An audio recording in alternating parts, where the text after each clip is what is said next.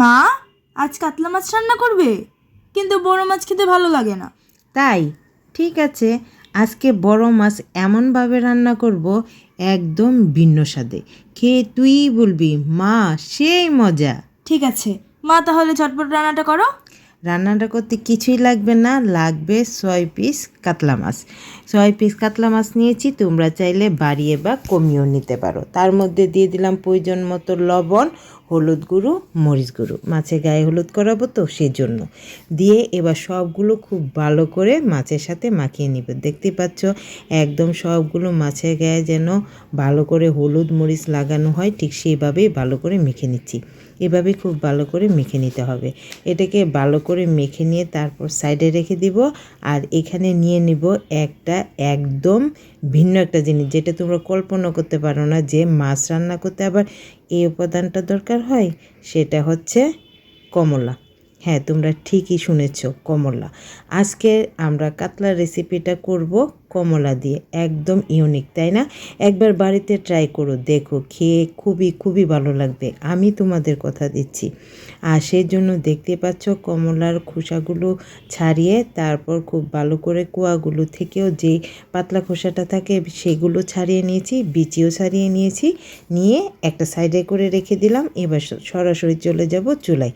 চুলায় বসিয়ে দিলাম একটি প্যান, আর তাতে পরিমাণ মতো রান্নার রেগুলার তেল গরম করে তাতে খুব সামান্য পরিমাণ দিয়ে দিব ময়দা।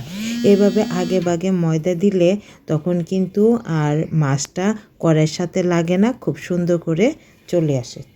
তো মাছটা খুব ভালো করে বাছতেও পারবে সেজন্য। তো দেখো এক এক করে সবগুলো মাছের পিস দিয়ে দিলাম।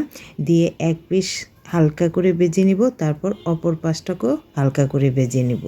এরকম হালকা করে ভেজে নিবে। অন্তত এই মাছের রেসিপিটা খেতে একটু হালকা করে ভেজে নিলে তবেই কিন্তু খেতে ভালো লাগবে। তো দেখো কথা বলতে বলতে সবগুলো মাছই কিন্তু আমার হালকা করে ভাজা হয়ে গেছে। তো সবগুলো মাছ এবার আমি তেল থেকে ছাঁকিয়ে তারপর একটা প্লেটে রেখে দিব।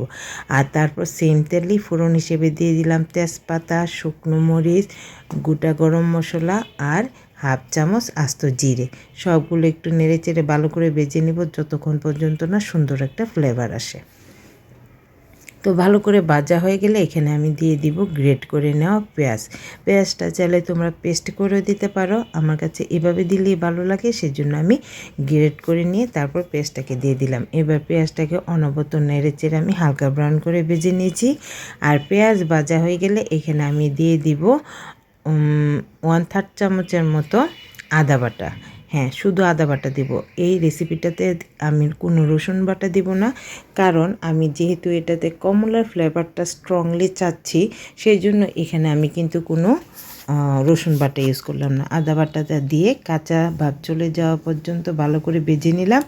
আর তারপর এখানে দিয়ে দিলাম কিছু গুঁড়ো মশলা। দিয়ে দিলাম হাফ চামচ হলুদ গুঁড়ো, হাফ চামচ শুকনো মরিচের গুঁড়ো আর 1 চামচ ধনে গুঁড়ো। এবার খুব সামান্য একটু পানি দিয়ে মশলাটাকে ভালো করে কষিয়ে নিতে হবে। খুব ভালো করে মশলা কষাতে হবে, এটা তো তোমরা সবাই জানো। কারণ মশলাটা যত ভালো করে কষাবে খেতে কিন্তু ততটাই ভালো লাগবে। তো দেখো আমার কিন্তু খুব ভালো করে মশলা কষানো হয়ে গেছে, মশলা থেকে তেলও ছেড়ে দিয়েছে। এবার এতে আমি দিয়ে দিব ঝোলের জন্য পরিমাণ মতো পানি। এখানে আমি 1 কাপের মতো পানি দিয়েছি। দিয়ে এবার গ্রেভিটাকে খুব ভালো করে ফুটিয়ে নিতে হবে। আগে গ্রেভিটা খুব ভালো করে ফুটিয়ে নিব, আর তারপর এখানে আগে থেকে ভেজে রাখা মাছগুলো এক এক করে সবগুলো দিয়ে দিব। ভেজে রাখা মাছগুলো দিয়ে তারপর কিন্তু এটাকে খুব ভালো করে গ্রেভিটাকে মাছের সাথে ফুটিয়ে নিতে হবে। আর এই ফুটন্ত অবস্থাতে এখানে আমি অ্যাড করে দিব আমরা যেই কমলার কোয়াগুলো ভালো করে খোসা ছাড়িয়ে রেখেছিলাম সেগুলো দিয়ে দিব। তোমরা চাইলে কিন্তু এটা একদম জুস করে তারপরে দিতে পারো, কিন্তু এভাবে দিলেই কিন্তু বেশি ভালো লাগে। তো দিয়ে এবার ঢাকনাটা দিয়ে ঢেকে খুব ভালো করে সব কিছু ফুটিয়ে নেব। দেখবে তাহলে কমলার সাথে মাছের ফ্লেভারটা এত দারুণ আসে না। একবার তোমরা বাড়িতে ট্রাই করে দেখো। এই মানে কাতলা মাছ আনলে বা যে কোনো বড় মাছ আনলে তখন এইভাবেই গ্রেভিটা খেতে চাইবে, কারণ এটা খেতে ততটাই সুস্বাদু হয়। তো ওপর থেকে দিয়ে দিলাম কিছু কাঁচামরিচ আর দিয়ে দিব সামান্য একটু ধনেপাতা কুচি। বাস, তাহলে কিন্তু গরম গরম পরিবেশনের জন্য প্রস্তুত। শীতকালে এরকম একটা কাতলা মাছের ভিন্ন স্বাদের রেসিপি থাকলে আর অন্য কিছু খেতে চাইবে না, এতটাই টেস্টি হয়, কথা দিলাম তোমাদের। তো কেমন লাগলো কমেন্ট করে জানিও, আর ভালো লাগলে বেশি বেশি শেয়ার করে দিও। আমার চ্যানেলটাকে সাবস্ক্রাইব আর পেজটাকে ফলো করে দেওয়ার জন্য তোমাদের কাছে খুব বেশি অনুরোধ রইল। তো দেখো কথা বলতে বলতে আমাদের সব কাজ হয়ে গেছে, আর গ্রেভিটাও কিন্তু কাঙ্ক্ষিত পর্যায়ে চলে এসেছে। তো তৈরি হয়ে গেল আমাদের কাতলা কমলা। তো সবাই ভালো থেকো, দেখা হবে পরবর্তী নতুন কোনো ভিডিওতে। আর বড় মাছ তো আমার মেয়ে খাবে না বললো, খাওয়ার পর কি বললো সেটা শোনো। মা সেই মজা। সবাই ভালো থেকো, টাটা।